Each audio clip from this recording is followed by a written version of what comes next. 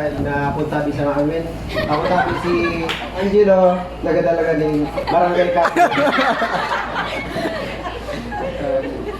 Maraming napon po sa amin. Ako po ay nagpapasalamat sa unang-una sa magulang ko na nagtaguhid sa akin na para rin ako makapagtapos ng senior high. At nagpapasalamat rin po kay Ma'am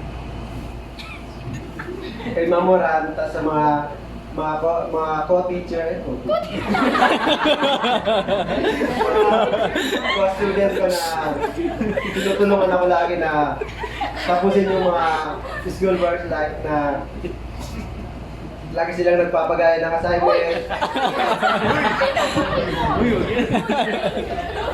Salamat din po sa lahat ng teachers na tumulong sa akin para gabayan ako pag kinakailangan ko ng tulong para matapos yung mga activity gano'n.